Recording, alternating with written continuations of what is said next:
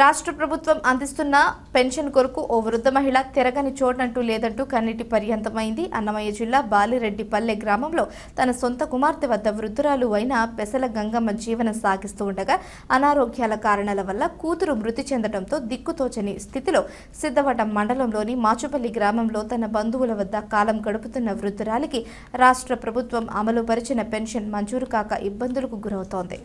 స్థానిక గ్రామ సర్పంచ్ ప్రతినిధి మల్లు విజయభాస్కర్ రెడ్డి శుక్రవారం మాచుపల్లి గ్రామంలో మాట్లాడుతూ పెసల గంగమ్మ అనే వృద్ధురాలు గత వైసీపీ ప్రభుత్వం నుంచి కూడా పెన్షన్ మంజూరు కాలేదని, వయస్సు భారమై అనారోగ్యాలతో ఇబ్బంది పడుతున్న వృద్ధురాలికి మండల అధికారులు న్యాయం చేయాలని తెలిపారు. ఈ విషయమై ఇన్ఛార్జ్ పంచాయతీ సెక్రటరీ రియాజ్ వివరణ కోరగా పెసల గంగమ్మ వృద్ధురాలికి పెన్షన్ మంజూరు కొరకే గ్రామస్తులు ఫిర్యాదు చేశారని, ఆధార్ మరియు రేషన్ కార్డు పరిశీలించి న్యాయం చేస్తామని అన్నారు.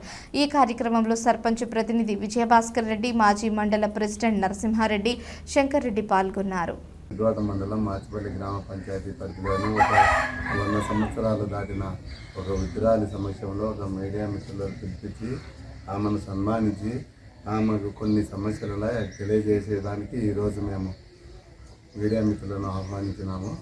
ఆమె ప్రస్తుతము ఆమె కోడూరు మండలం బాలిరెడ్డిపల్లి అయితే అక్కడ ఒక కూతురు అయితే ఆ కూతురికి పెళ్లి చేయగా ఆమెకు 6 పిల్లలు, 5 మంది ఆడపిల్లలు, ఒక మగ పిల్లవాడు, అందరూ ఉమ్మడిగా ఉన్నారు.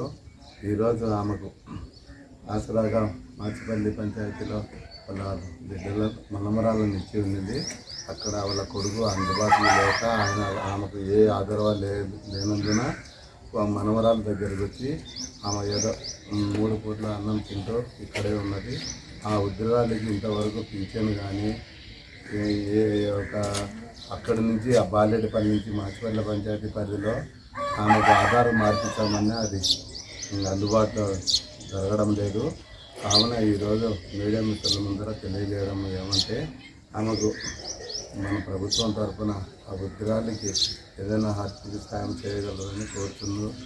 ఈరోజు ఈ మీడియా మిత్రుల సమక్షంలో తెలియజేస్తున్నాము.